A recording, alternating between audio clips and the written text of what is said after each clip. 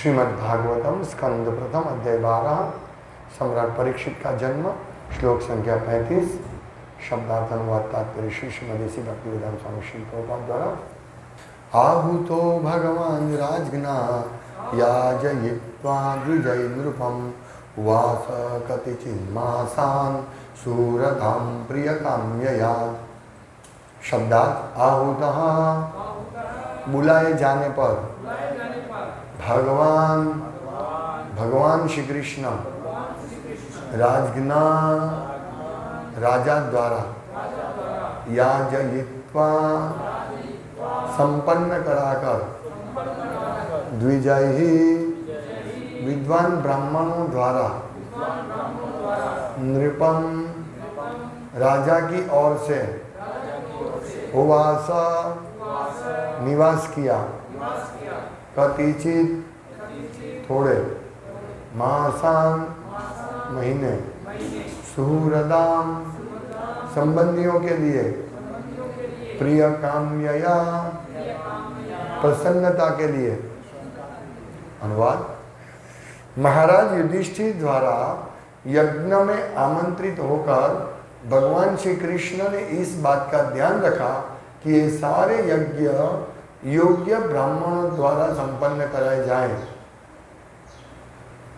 तत्पश्चात संबंधियों की प्रसन्नता के लिए भगवान वहां कुछ मास रहते रहे।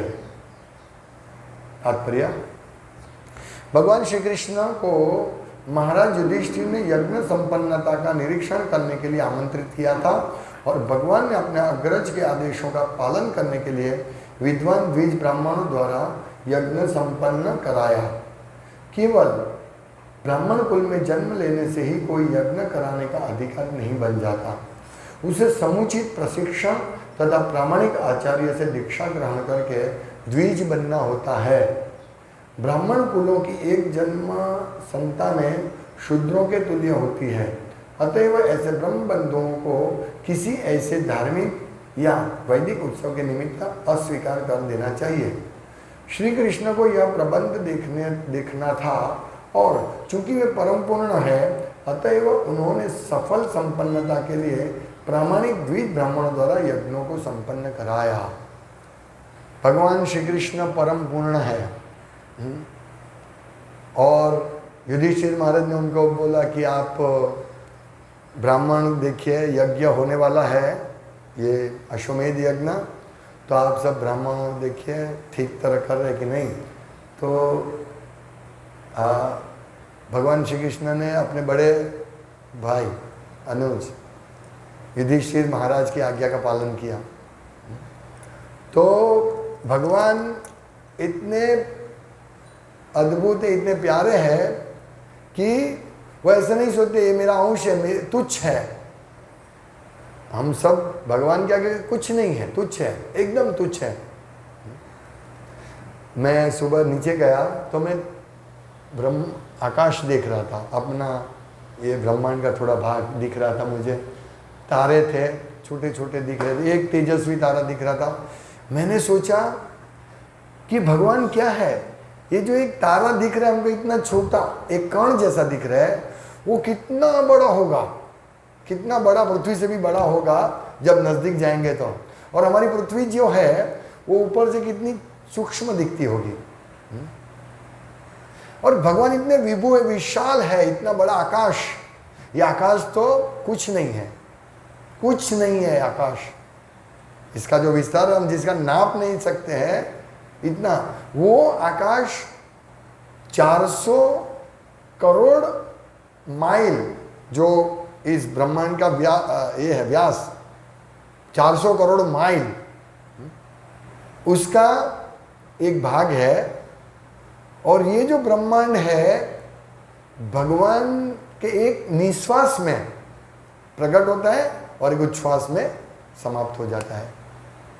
तो ये 400 करोड़ माइल जो ब्रह्मांड है हमारा, और वो ब्रह्मांड का जो लेयर्स है, 7 लेयर्स होते हैं, पृथ्वी जल अग्नि वायु आकाश, फिर प्रकृति के 3 गुण और ये महत्त्व या एक है, मैं पढ़ भूल गया हूँ, और प्रत्येक लेयर, प्रत्येक पॉड, ये जो 400 करोड़ माइल का ब्रह्मांड है उससे 10 गुना है। समझो पृथ्वी है तो पृथ्वी 4000 करोड़ माइल का है। पृथ्वी का लेयर 4000 करोड़ माइल, हम सोच भी नहीं सकते। पृथ्वी के बाद आएगा जल, तो जल का कितना लेयर है? 40,000, 10 गुना ज्यादा, 40,000 करोड़ माइल। फिर पृथ्वी, जल, अग्नि, तो अग्नि का कितना होगा हम कल्पना नहीं कर सकते। तो इतना बड़ा ब्रह्मांड तुच्छ है भगवान के सामने। और मैं यही सोच रहा था कि मैं यहाँ खड़ा हूँ और हम लोग सोचते हैं हमारी जगह है, एक 100 मीटर बाई 100 मीटर का हमारा जगह है। ब्रह्मांड क्या है और हम कौन है? और ये ब्रह्मांड के आगे, भगवान के आगे ये सब तुच्छ है। पूरा ब्रह्मांड, करोड़ों ब्रह्मांड जिसको कोई गिनती नहीं कर सकते, वो तुच्छ है। और हम इतनी छोटी सी जमीन के लिए लड़ते हैं। हम बोलते हैं ये मेरा घर है, ये मेरी जमीन है। मैं यही सोच रहा था सब नष्ट हो जाएगा, हम नष्ट हो जाएंगे 20-50 साल में, तो क्या हमारा रहेगा? और हम इसके लिए झगड़ा करते हैं, हम इसके लिए मेहनत करते हैं। मैं यही सोच रहा, मैं क्या सोच रहा हूँ बता रहा हूँ आपको। हम सोचते हैं मेरा है, मेरी प्रॉपर्टी है, कुछ नहीं हमारा, कुछ नहीं है। एक पृथ्वी का एक कण भी नहीं है, हमारी जो जगह है ना वो एक कण भी नहीं है। और सब बड़े बड़े बिल्डर घूमते हैं बड़ी बड़ी गाड़ी में, ये मेरा प्रोजेक्ट है, वो मेरा प्रोजेक्ट है। क्या है हम सब कृष्ण के सामने? कुछ नहीं है। चींटी जैसे सोचती है मेरा घर है, वो उसके घर में रहते डर में, ये मेरा घर है, माई प्रॉपर्टी। क्या है उसकी प्रॉपर्टी? हाँ, अभी किसी के पैर तले आ जाएगी, सब प्रॉपर्टी का दस्ता, सब नाश। ऐसा ही हमारा है। मुझे याद है एक बहुत बड़ा आदमी था, मैंने भगवत दर्शन में इसके बारे में लेख भी लिखा था। बहुत बड़ा आदमी था, वो दिल्ली जाता है, रास्ते में ही उसको हार्ट अटैक आके मर गया। अभी उसकी जो भी प्रॉपर्टी है, उसका बैंक बैलेंस, उसका जो भी वैभव ऐश्वर्य है, किसका? कुत्ता जैसे हम लोग हैं, ये मेरी गली है, ये मेरा एरिया है, कुछ नहीं हमारा, कुछ नहीं है। ये सबसे पहले हमको रियलाइजेशन होना चाहिए, तब हमको मालूम पड़ेगा कृष्ण क्या कर रहे हैं। यदि हम सोचेंगे सब भी इस पूरे ब्रह्मांड के नहीं, अनगिनत ब्रह्मांडों, भौतिक जगत के उसके मालिक, और आध्यात्मिक जगत में भी अनगिनत वैकुंठ के मालिक है भगवान। और वो यहाँ क्या कर रहे हैं? ब्राह्मणों ठीक तरह से यज्ञ कार्य करने की वो सेवा उनको दी है युधिष्ठिर महाराज ने। सोचिए, अभी ये सब सोच के हमें भगवान के बारे में आगे बढ़ना चाहिए। इसीलिए श्रीमद् भागवतम में शुरुआत में भगवान किस प्रकार सर्जन करते, मैं जो बता रहा हूँ ये सब चीज़ें, वो श्रीमद् भागवतम के 3रे स्कंद में ब्रह्मा जी ये भगवान ने जो सर्जन करते उसमें दिखाया गया है, ये लिखा गया है कि हम कुछ नहीं है, एक ब्रह्मांड कुछ नहीं है। ब्रह्मांड के लेयर जो इतने बड़े हैं कि ब्रह्मांड इसमें कुछ एक कण जैसा दिखता है। अभी सोचो 10 गुना 10 गुना 10 गुना, तो 7 लेयर कितना होगा? और ये उस ब्रह्मांड में तो हमारा कुछ गिनती नहीं है। इस भूमंडल पृथ्वी जो है, पृथ्वी वो कण भी नहीं है उस ब्रह्मांड में। जैसे बड़े बड़े तारे, ये सूर्य है पृथ्वी से कितने बड़े हैं, वो हमको इतने थाली जैसा दिख रहा है, तो पृथ्वी की क्या हैसियत है भगवान इस पूरे ब्रह्मांड के सामने। और पृथ्वी में भी ज़्यादा भाग पानी है, कितना विशाल समुद्र है, और उसमें एक छोटा सा भारत। उस छोटे से भारत में हमारा बड़ा शहर सूरत, और इस सूरत शहर में एक छोटा सा कोना, नक्शे में भी नहीं आएगा। और ये सब भगवान महाविष्णु सांस लेंगे, सब खत्म। जब प्रलय आता है ना, ब्रह्मा जी का दिन खत्म होता है, तब प्रलय आता है ना, तो भगवान शेष के मुंह से अग्नि निकलता है, प्रचंड अग्नि। तीनों ये पाताल मतलब भूलोक, भूवालोक नहीं, भूलोक हमारा पृथ्वी है, उसके नीचे जो भी है ये पाताल लोक, वो भूर्भुवस्व, स्वर्ग लोक तक सब विनाश हो जाता है। पूरा अग्नि, पूरा इतना गर्मी होता है कि महर लोक के लोग जनलोक में चले जाते हैं ऊपर, सोचिए इतना गर्मी।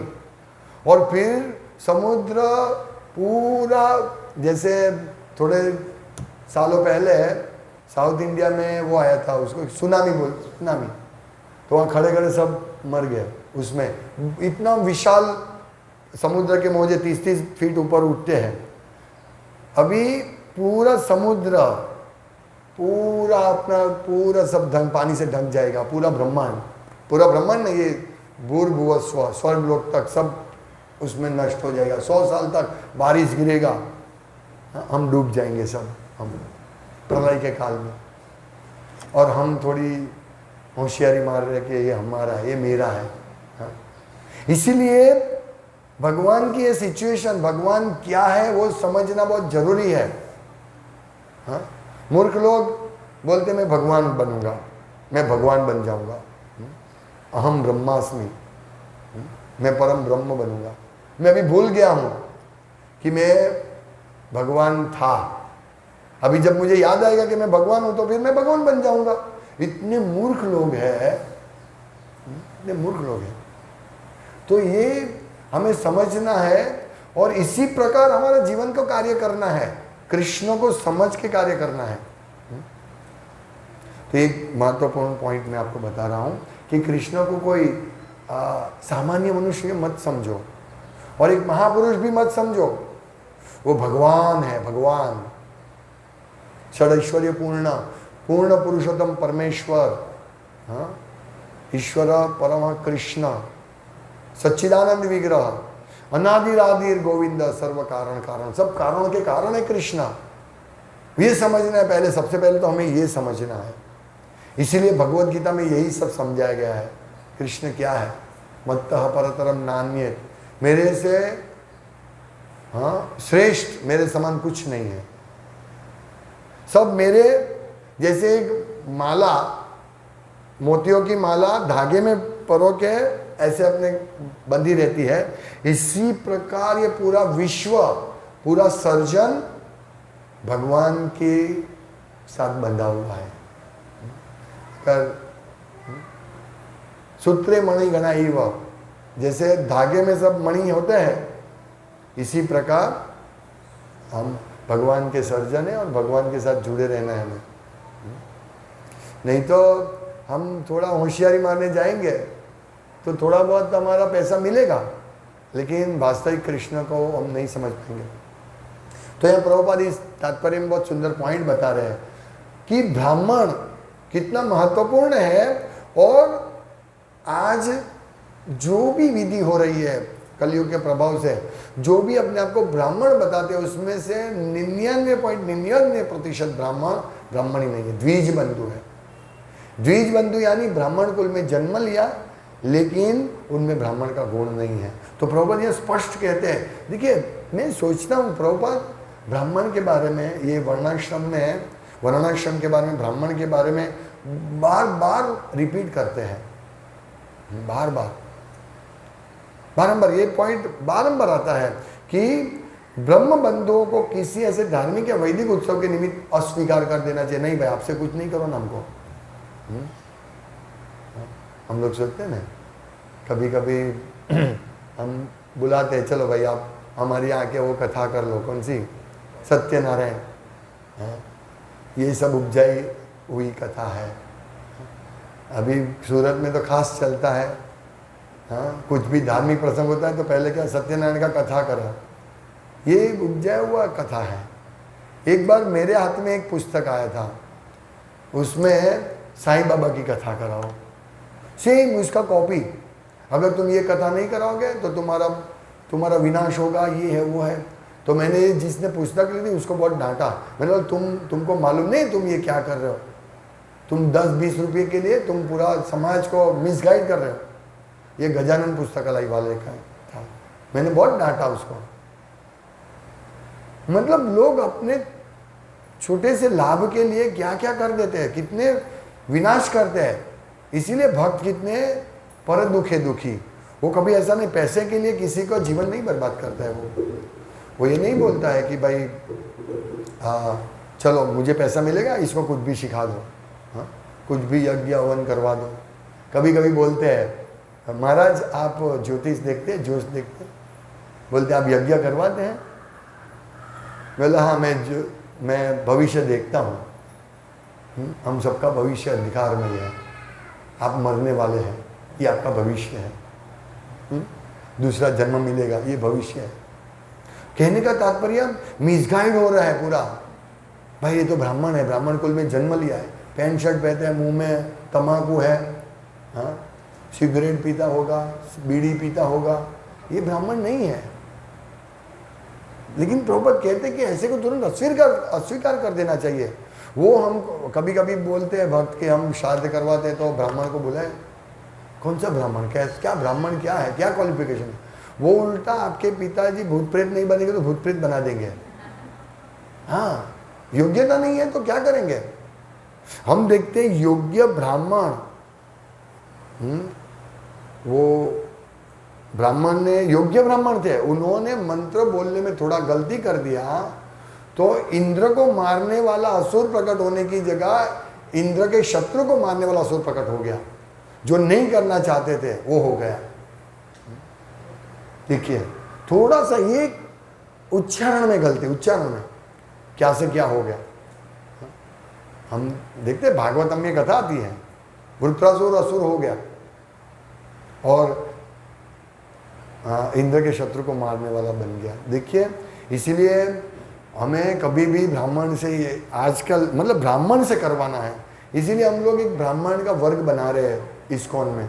बच्चे को ट्रेनिंग देते हैं, यज्ञ कैसे किया जाए, शुद्धिकरण क्या होता है, तपस्या क्या करनी है ब्राह्मण को, ब्राह्मण के गुण क्या है, वो हिसाब से वो गुण की शिक्षा दी जाती है ताकि जो व्यक्ति, जो भक्त, छोटा बच्चा ब्राह्मण का गुण जैसा है तो वो बाद में बड़ा होकर ब्राह्मण, रियल ब्राह्मण बनेगा। जो समाज में उसकी कमी है, ब्राह्मण मार्गदर्शन देता है। इसीलिए हम लोग जो भी विधि करवाते हैं बाहर के ब्राह्मण से नहीं करवाते हैं। आपकी बहन मुझे बार बार फ़ोन करके बोलते हैं प्रभु जी मुझे तो कोई ऐसा ब्राह्मण पे विश्वास नहीं, आप जो बोलेंगे वही करूँगा। मैं बोला आप बिल्कुल सही है, हाँ, मैं आपको मिसगाइड नहीं करूँगा। तो ये होना चाहिए। ब्राह्मण क्या है? हमारे ब्राह्मण का बहुत सारे प्रकार के ब्राह्मण थे, पर ब्राह्मण का उद्देश्य है कि लोगों को इस भौतिक जगत में से छुड़ाने के लिए प्रयास करवाए। यजन याजन पठन पाठन दान प्रतिग्रह। हमने कल देखा कि जो ब्राह्मण लोगों को सोने की थाली में खिलाया, अरे ब्राह्मण को इतना सोना दिया कि वो उठा नहीं सके, और ब्राह्मण भी कैसे थे, छोड़ के चले गए। चलो मैं थोड़ा 2-4 घोड़े हाथी लेके आता हूँ और ये सोना लेके जाता हूँ, नहीं, संतुष्ट थे ब्राह्मण, छोड़ के चले। आप सोचिए, आप लोग मुझे 50 लाख दे दे, 50 करोड़ दे दे, मैं जेब में भर दूंगा, बैग में भर दूंगा, फिर बचेगा तो छोड़ के चला जाऊंगा, थोड़ी छोड़ के चला जाऊंगा। लेकिन ब्राह्मण छोड़ के चले गए। हाँ, मैं मथुरा को, मथुरा जल्दी आ जाए, इधर 50 करोड़ मिला है, जल्दी आ जा, बैग 2-4 बैग लेके। हमारे तो ऐसा होता है ना, कलयुग के जीव हैं हम। लेकिन वो ब्राह्मण सब छोड़ के, ऐसे ब्राह्मण होते हैं, हाँ, उसको कोई पड़ी नहीं है, वो राजा को भी बोल सकता है। हाँ, ऐसे ब्राह्मण होते हैं। जब राजा वैण दुष्ट था तो वो राजा था तो उनको तुरंत पद भ्रष्ट कर दिया। ठीक तरह, इतना ब्राह्मण में इतना ताकत होता है। आज का ब्राह्मण तो वो जिसके यजमान उसको बोलते हैं भाई ठीक से जब ये कराओ, ऐसा बोलना पड़ता है। इसीलिए ब्राह्मण ठीक नहीं है। प्रभुपाद पूरा भावार्थ इस ब्राह्मण के बारे में बताया। और प्रभुपाद भगवान श्री कृष्ण के शुद्ध भक्त है, तो जो प्रभुपाद बताते हैं वो हमें स्वीकारना चाहिए। प्रभुपाद क्या कहते हैं कि श्री कृष्ण को यह प्रबंध देखने था। क्या प्रबंध देखना था? कि भाई ब्राह्मण का कार्य देखो आप, और चूंकि वे परम पूर्ण है अतएव उन्होंने सफल संपन्नता के लिए प्रामाणिक द्विज ब्राह्मण द्वारा यज्ञों को संपन्न करवाया। कृष्ण भी यही चाहते हैं, प्रभुपाद ने लिखा है, कृष्ण भी यही चाहते हैं कि ये जो प्योर ब्राह्मण, शुद्ध ब्राह्मण से कार्य करवाना है। आज लेकिन किसी के पास ये बैठ के समझने का समय है?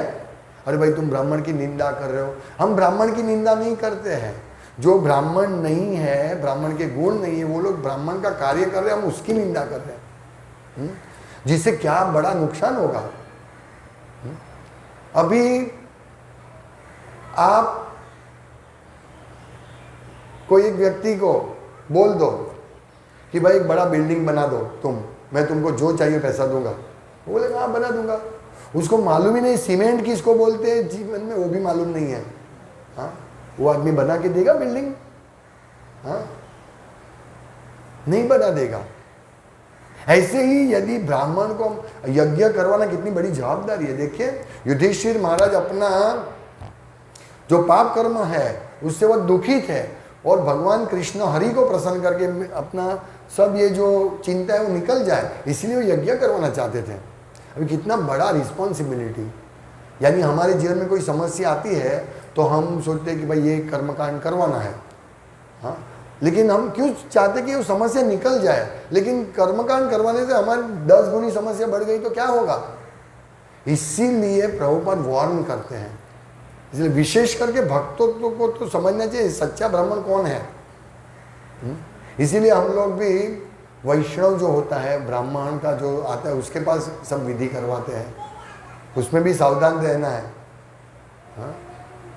तो ये सब है इस मेन, इसमें प्रभुपाद यही समझाना चाहते ब्राह्मण के बारे में पूरा कि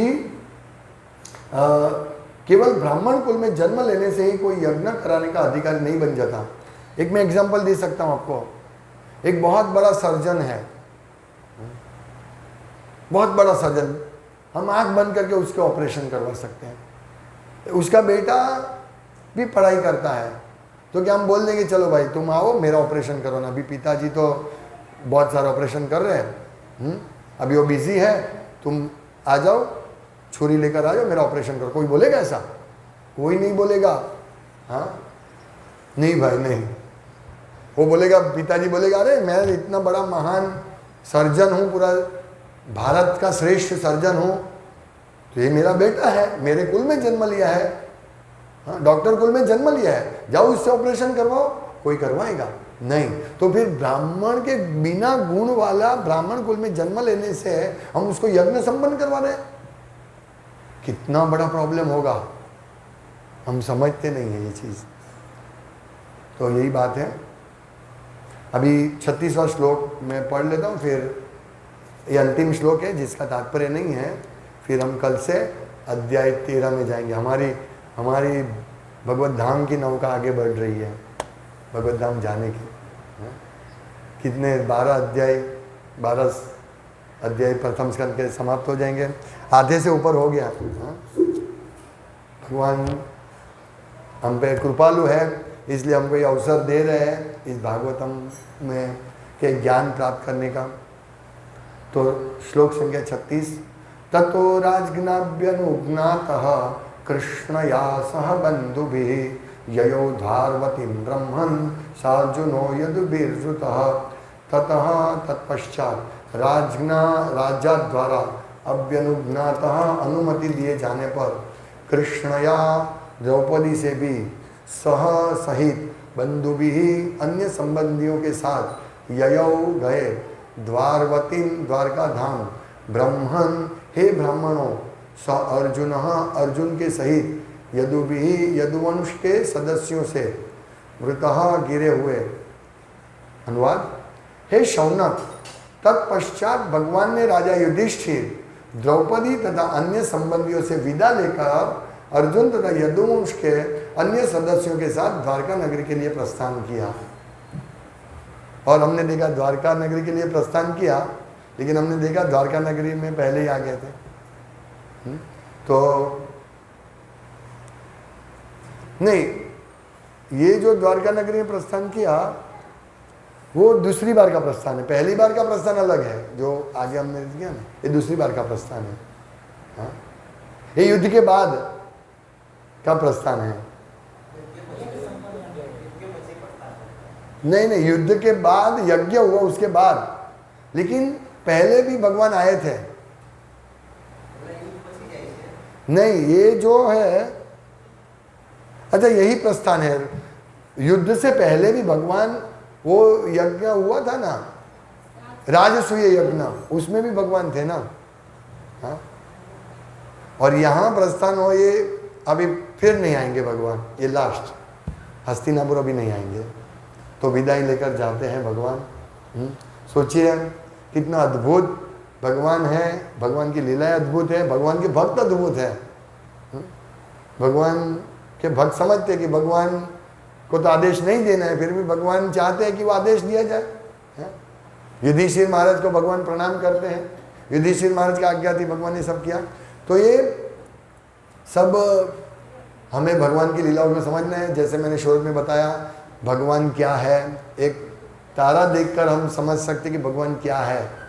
अंधेरे में कभी रात को देखना चाहिए हमें, पूरा ब्रह्मा विश्व मतलब इतना छोटा सा आकाश जो इतना विशाल है, हम कुछ नहीं है, ये सब देख के हमें भगवान क्या है वो समझना चाहिए और भगवान के शरणागत होना चाहिए। यही एकमात्र सभी वेदों का हेतु है, भागवतम का भी हेतु यही है, शरणागति, आश्रय। भगवान का हमें आश्रय लेना चाहिए, बस। भगवान आश्रय है, हम आश्रित हैं। हम कभी भी भगवान से दूर हो जाकर सुखी नहीं हो सकते, ये हमारे मन में होना चाहिए। हरे कृष्णा। श्रीमद् भागवतम की जय। इस प्रकार श्रीमद् भागवतम के प्रथम स्कंद के अंतर्गत सम्राट परीक्षित का जन्म नामक 12वें अध्याय के भक्ति वेदांत तात्पर्य पूर्ण हुए।